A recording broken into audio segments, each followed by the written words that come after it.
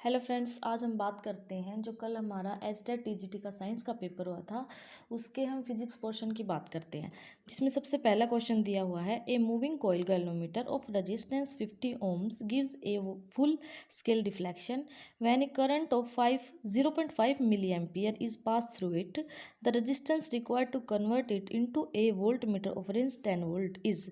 उसने बोला है कि एक गैल्वेनोमीटर है जिसमें से 50 ओम रेजिस्टेंस है जिसका, और उसमें से जो करंट पास होता है वो है 0.5 मिली एम्पियर।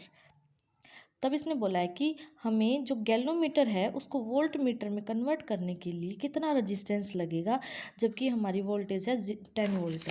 तो हमें पता है कि जब हम गैल्वेनोमीटर को वोल्ट मीटर में कन्वर्ट करते हैं तब हमारा जो रेजिस्टेंस है उसको हम किस में ऐड करते हैं, सीरीज़ में। लेकिन जब हम गैल्वेनोमीटर को एमीटर में कन्वर्ट करते हैं तब हमारा जो रेजिस्टेंस है उसको हम ऐड करते हैं पैरेलल में। लेकिन हमें तो क्या करना है, गैल्वेनोमीटर को वोल्ट मीटर में कन्वर्ट करना है। तो हम लिख लेते हैं यहाँ पे, जैसे गैल्वेनोमीटर है इसमें से जो करंट पास हो रहा है IG वो दे रखा है 0.5 मिली एम्पियर। तो 0.5 मिली की वैल्यू होती है 10⁻³ एम्पियर, यानी जो करंट ऑफ गैल्वेनोमीटर है कितना है 0.5 10⁻³ मिली एम्पियर। और हम क्या करेंगे, इसको वोल्ट मीटर में कन्वर्ट करने के लिए सीरीज में एक रेजिस्टेंस और ऐड कर देंगे। तो जो हमारा टोटल रेजिस्टेंस क्या होगा, जो गैल्वेनोमीटर का रेजिस्टेंस प्लस में ये वाला रेजिस्टेंस जो हमने ऐड किया है। तो हमें पता है ओम्स लॉ होता है V is equal to IR, voltage current और रेजिस्टेंस। तो वोल्टेज हमारे पास कितनी गिवन है, 10 वोल्ट। ये देखिए, इसे 10 वोल्ट परास के वोल्ट मीटर, यानी जो यहाँ पे हमारी वोल्टेज है वो है 10 वोल्ट। तो 10 वोल्ट इक्वल टू करंट कितना है 0.5 इंटू 10⁻³ जो रेजिस्टेंस हमारा टोटल R प्लस G हो जाएगा। और जो G की वैल्यू हमारे पास है 50 ओम्स, जो कि क्वेश्चन में गिवन है। तो 10 equal to 0.5 into 10⁻³ R plus में 50, 10 अपॉन में 0.5 into 10⁻³ equal to R plus में 50। तो 10 ये ऊपर चला जाएगा 5, और ये 10 ये ऊपर चला जाएगा, इसकी पावर पॉजिटिव हो जाएगी। R प्लस 50 यानी कैंसिल कर देगा 2 से, यानी 20 into 10⁻³ equal to R plus में 50। यहाँ से R की वैल्यू क्या आ जाएगी, -50, यानी 199। ये जो थर्ड ऑप्शन है 50, इसको आप माइनस करोगे तो ये आंसर आ जाएगा।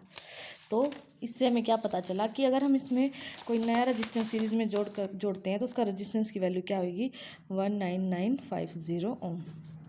आ गया समझ में। अब हम नेक्स्ट क्वेश्चन करते हैं, two end of rods of length L and radius R of the same material are kept at same temperature, which of the following rod conduct the maximum heat. मतलब इसने बोला है कि रोड ले ली हमने, जैसे ये रोड है, ये इसका एरिया ऑफ क्रॉस सेक्शन है जिसकी रेडियस R है, यहाँ से कोई हीट पास हो रही है, ये इसकी लेंथ है L। तो बोला कि सेम टेम्परेचर पे है, तो इसमें बोला कि ज़्यादा से ज़्यादा हीट कब पास होगी। तो हमें पता है जो रेजिस्टेंस होता है वो डायरेक्टली प्रोपोर्शनल होता है लेंथ के, और इन्वर्सली प्रोपोर्शनल होता है रेडियस के स्क्वायर से। तो यहाँ से फार्मूला हो गया L/R²। अब एक एक पुट करके देख लेते हैं। L की वैल्यू 25 पुट करते हैं, अपॉन में 0.5 का स्क्वायर, ये क्या आ जाएगा हमारे पास, 25 इंटू 100 कैंसिल हो जाएगा। तो यहाँ से वैल्यू आ गई 100 फर्स्ट ऑप्शन से। अब सेकंड ऑप्शन से भी एक बार चेक कर लेते हैं फटाफट, क्या है 50 अपॉन में 1 का स्क्वायर, यानी इसकी वैल्यू 50 आ गई। अब थर्ड ऑप्शन कर लेते हैं चेक। थर्ड ऑप्शन है हमारा जैसे 75 अपॉन में 1.5 का स्क्वायर, यानी 75 अपॉन में 225 इंटू में 100, यानी 25 75 25 225, यानी 8 सॉरी। तो ये क्या हो जाएगा 300, यानी इसकी वैल्यू थोड़ी ज़्यादा ही आएगी, 34-35 के अप्रोक्सीमेट आ जाएगी इसकी वैल्यू। ठीक है। और एक ऑप्शन और रह गया हमारा, कितना है, जिसमें लेंथ हमारे पास 100 सेंटीमीटर है और रेडियस है 2, 100 अपॉन में 2 का स्क्वायर, यानी 100 अपॉन में 4, यानी 25। तो रजिस्टेंस की वैल्यू है वो सबसे कम किस में आई, लास्ट ऑप्शन में। तो जितना रजिस्टेंस कम होगा रजिस्टेंस जितना कम होगा हीट उतनी ज़्यादा जाएगी। तो इसने यही पूछा है कि कौन से विच of the following rod conduct the maximum heat. तो इसका रजिस्टेंस ज़्यादा है, सॉरी इसका रजिस्टेंस है वो सबसे कम आया है, यानी 100/4 यानी 25 सबसे कम आया है, तो इसमें से सबसे ज़्यादा हीट पास होगी। नेक्स्ट क्वेश्चन है a ball thrown up is caught by the thrower 6 second after start the height to which the ball has risen the is. मतलब क्या है कि एक बॉल फेंकी जाती है, जैसे ये हमारे ग्राउंड स्टेज से यहाँ पे जो इनिशियल वेलोसिटी है, इससे कोई भी इनिशियल वेलोसिटी हम मान लेते हैं क्योंकि अभी हमें पता नहीं किस वेलोसिटी से फेंकी गई है, ये बॉल फेंकी जाती है। तो हमें पता है कि कोई बॉल फेंकी जाएगी तो जो बॉडी है, ये बॉडी, इसका बॉडी का मोशन तो अपवर्ड है, लेकिन जो फोर्स ऑफ ग्रेविटी है, ग्रेविटेशनल फोर्स है, वो क्या है, डाउनवर्थ होता है, अर्थ की तरफ लगेगा। हम इसको ऊपर की ओर फेंकते हैं, लेकिन जो ग्रेविटेशनल फोर्स है वो इसको नीचे की ओर लेके आता है। तो एक टाइम पे जाके वेलोसिटी इसकी यहाँ पे ज़ीरो हो जाएगी, यानी इनिशियल वेलोसिटी ज़ीरो होगी। ठीक है, ये बॉल जाके मान लो इधर आ जाती है, तो यहाँ पे जो हमारी इनिशियल वेलोसिटी होगी वो, सॉरी फाइनल वेलोसिटी होगी, वो क्या हो जाएगी, ज़ीरो हो जाएगी।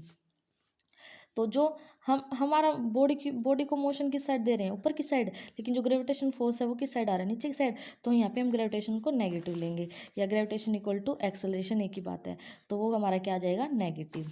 तो जो मोशन की फर्स्ट इक्वेशन है u + 80 यानी final velocity equal to u, a की वैल्यू -g/t।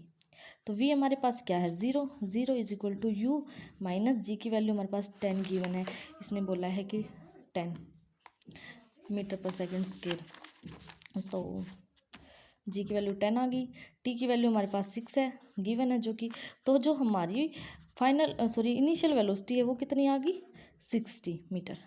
लेकिन जो बॉल फेंकी तो गई थी 60 मीटर से, लेकिन ये यहाँ से एक राउंड कंप्लीट क्या क्या फाइंड करना है हमें, हाइट ही तो फाइंड करनी है, मतलब किस हाइट से हाइट पे वो बॉल गई है, यानी यहाँ तक का ही फाइंड करना है। ये टोटल वेलोसिटी आ गई 60, तो हम इसको जो हमें अभी कितना चाहिए था, 30 तक ही चाहिए है, यानी इसका हाफ ही चाहिए, वेलोसिटी का हमें टोटल नहीं चाहिए।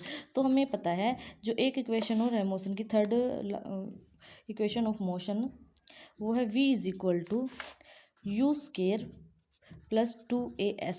ये s क्या होती है, डिस्प्लेसमेंट भी बोल देते हैं इसको, लेकिन हम यहाँ पे इसको हाइट कंसीडर करेंगे। तो v कितना है, जो फाइनल वेलोसिटी है 0, u हमारे पास कितना है 60, लेकिन हम यहाँ पे 60 नहीं लेंगे क्योंकि हमें 30 यहीं तक की चाहिए है। तो 30 × 30 यानी इसका u का स्क्वायर। तो a है हमारे पास -g है, तो -10 × 2 और ये s आ गया, यानी 60 = 20s, यानी s की वैल्यू आ जाएगी 60 में, सॉरी 60 नहीं, ये गलत हो गया, 60 कैसे हो गया भाई, 30 × 30 यानी 30 × 30 में 20, इससे कैंसिल आउट हो जाएगा, इससे आ जाएगा 15 × 45, यानी 45 मीटर हमारा क्या आ जाएगा आंसर। एक बार फिर से रिपीट कर देती हूँ, हमारी जो इनिशियल वेलोसिटी वो तो है 0, जो हमारी फाइनल वेलोसिटी तो है 0, जो इनिशियल वेलोसिटी है वो हमारी 60 आई थी, लेकिन हमें जो 60 है वो टोटल है, हमें टोटल नहीं चाहिए, हमें हाफ चाहिए, क्योंकि हमने सिर्फ यहाँ तक की हाइट का अंदाज़ा लगाया है कि कहाँ पे जाके उसकी वेलोसिटी 0 होती है। तो 30 × 30 -10 × 2, ये हो गया डिस्प्लेसमेंट हमारी क्या है, हाइट इक्वल टू हाइट होती है।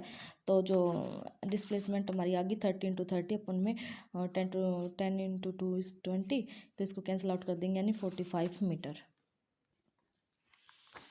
नेक्स्ट क्वेश्चन है the displacement time graph for the two particles P1 and P2 are straight line incline at 30 degree and 45 degree with the time axis. The ratio of velocities, तो इनका ratio बताना है velocities का, जो पहला graph और दूसरा ग्राफ है पार्टिकल्स का। तो हमें पता है डिस्प्लेसमेंट और टाइम के बीच में कैसा ग्राफ होता है, ये हमारी डिस्प्लेसमेंट होती है वाई एक्सिस के राउंड, और एक्स एक्सिस के राउंड होता है हमारा टाइम। ठीक है, ये हम ए के लिए स्लोप बना देते हैं। तो ए के लिए कितना एंगल बोला है, 30 डिग्री, तो ये 30 डिग्री पे इंक्लाइंड है। तो जो इसका टेंजेंट 30 आ जाएगा, इसका फॉर्मूला टेंजेंट 30 परपेंडिकुलर अपॉन में बेस, यानी टेंजेंट 30। सेकंड स्लोप दिया है बी के लिए, क्या दिया है इन्होंने, 60 60 डिग्री। ये हमारी एक्स एक्सिस है, ये वाई एक्सिस है, ये डिस्प्लेसमेंट है, ये हमारा टाइम है। ये है टेंजेंट 45 डिग्री दिया बेटा, टेंजेंट 45। तो जो टेंजेंट 30, इनका रेशियो ही तो बताना है, और टेंजेंट 45 डिग्री। टेंजेंट 30 की वैल्यू क्या है, 1/√3, और टेंजेंट 45 इक्वल टू 1। तो 1 अपॉन में ये हमारा क्या आ जाएगा, फाइनल रेशियो, वेलोसिटीज़ का रेशियो आ जाएगा। क्योंकि जो हमारी वेलोसिटी होती है वो डिस्प्लेसमेंट अपॉन में टाइम ही होती है, चेंज इन डिस्प्लेसमेंट अपॉन में चेंज इन टाइम। तो वही रेशियो चाहिए था हमें।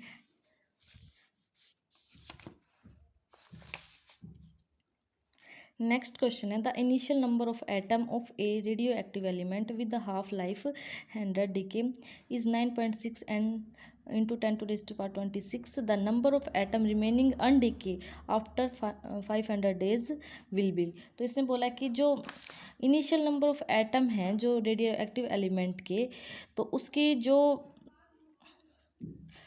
हाफ लाइफ है वो कितनी है, 100 डेज है। तो ये टोटल नंबर ऑफ एटम्स है। तो N naught equal to total number of element कितने हैं, 26। जो इसकी हाफ लाइफ है वो कितनी है, यानी T1/2 इज इक्वल टू कितनी है, 100 डेज हमें पता है। और जो इसका कैपिटल डे है, द रिमेनिंग आफ्टर जो हमें फाइंड करना 500 दिन के बाद, मतलब कितने अंडे के एलिमेंट रह जाएंगे, वो कितने दे दिया हमें, 500। तो फार्मूला होता है इसका T is equal to T/2 into में N। तो यहाँ से n की वैल्यू क्या आ जाएगी, T अपॉन में T/2 यानी 500 अपॉन में 100। तो ये वैल्यू कितनी आ गई, n की वैल्यू क्या आ गई हमारे पास 5। तो इसका फार्मूला होता है NT equal to N naught, NT equal to N naught 1/2 इसकी पावर n। NT क्या है हमारा, number of particle remaining after, मतलब डिके अनडिके जो पार्टिकल्स हैं वो हैं, ये टोटल नंबर ऑफ पार्टिकल। यही हमें पता करना है कि जो 500 डेज़ के बाद कितने पार्टिकल अनडिके रहते हैं। तो ये हमें फाइंड करना है, ये हमारे पास गिवन है 9.6 इंटू 10⁻26 1/2 उसकी पावर 5, यानी क्या होगा ये 9.6 10⁻26। तो ये कितना हो गया 32 इंटू 3 पे कैंसिल आउट हो जाएगा ये। तो ये ऊपर जाके इसमें से माइनस हो जाएगी। तो 3 इंटू 10⁻25 ये हमारा आंसर आ गया, जो कि ऑप्शन नंबर 4 गिवन है। नेक्स्ट क्वेश्चन है, a simple pendulum has a time period T1 when it is on earth. तो जो अर्थ पे है तो इसका टी का हमें पता फार्मूला होता है 2πL/G। तो ये T1 दे दिया इसने, ये अर्थ के लिए। और T2 है when take to the height R above the earth. तो हमें पता है अबव द अर्थ जो हमारी ग्रेविटी होती है वो इसका 1/4 हो जाती है, ठीक है। अब क्या बोल रहा है, ये इसका रेशो बताना है T2/T1। तो T2/T1 का आप रेशो निकालोगे, इससे कैंसिल आउट हो जाएगा एल से। तो ये आ जाएगा 2πL/G अपॉन में 2π4L/G। 2π से 2π कैंसिल आउट हो जाएगा, यानी जो हमारा T1 इक्वल टू 2T2 आ जाएगा, ठीक है। तो T2 upon T1 is equal to 2/1 ऐसे आएगा। क्या बताना था, ये इनका रेशियो तो बताना था T2/T1। तो 2:1 यानी 2 इसका आंसर आ जाएगा। नेक्स्ट क्वेश्चन है, what will the pressure on a swimmer 10 meter below the surface of a lake. यानी जो ये हमारा सरफेस है, ये हमारा लेक है, इसके अंदर जो वेलोसिटी 10 मीटर नीचे जाता है, वो 10 मीटर नीचे हुए वो मैन। तो उसकी क्या बतानी है हमें, प्रेशर बताना है, उसके ऊपर भी कितना प्रेशर लगेगा। तो जो वाटर का प्रेशर होता है हमें पता है, pressure of water equal to ρGH, ठीक है। Pressure of water is ρGH। लेकिन जो इसके ऊपर एक तो वाटर का प्रेशर होगा, प्लस में इसके ऊपर एटमॉस्फेरिक प्रेशर भी तो होगा। तो जो टोटल प्रेशर है वो हमारा आ जाएगा प्रेशर ऑफ वाटर प्लस में एटमॉस्फेरिक प्रेशर। जो वाटर का प्रेशर है rho G H, atmospheric pressure है वो 1 atm है। 1 atm is equal to 10⁵ pascal होता है। जो डेंसिटी है वाटर की वो है 1000 metre cube.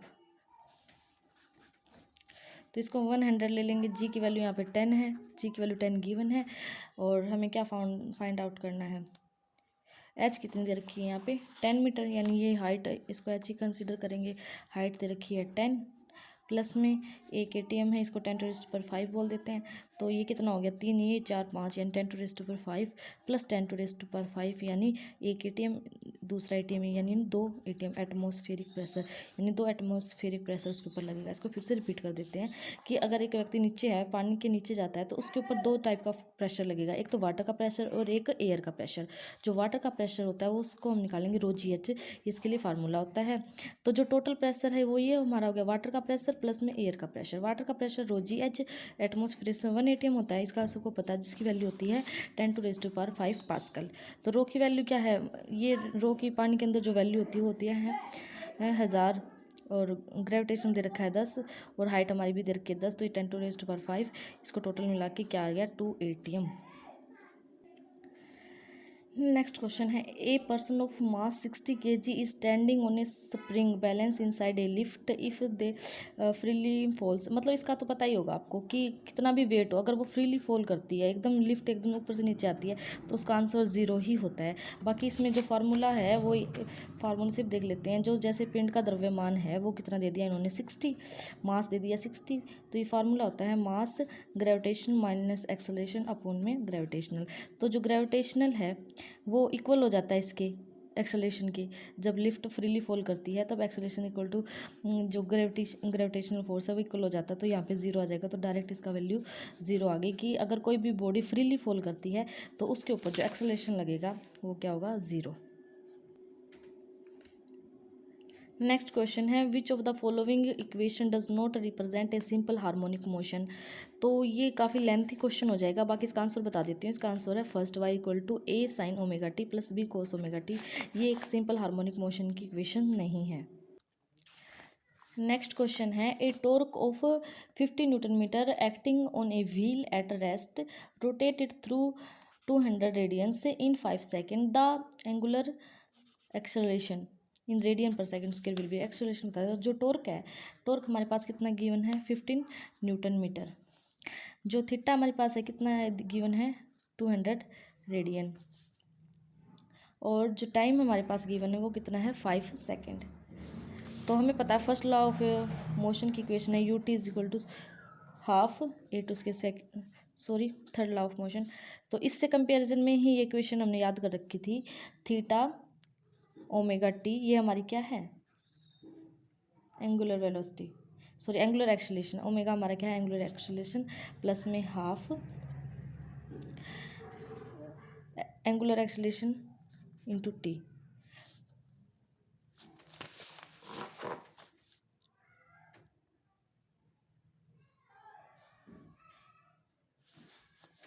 Wheel at acting on wheel at the angular acceleration में, अच्छा एक्सेलरेशन पूछा है, तो स्टार्टिंग में जो व्हील थी वो क्या रेस्ट पे है, इसलिए मैं कंफ्यूज हो गई थी। जो व्हील है वो रेस्ट पे है, तो ये 0 हो जाएगी इसकी वैल्यू। तो theta is equal to half alpha t. Alpha क्या है हमारा एंगुलर एक्सेलरेशन, यहाँ पे क्या है ये एंगुलर एक्सेलरेशन।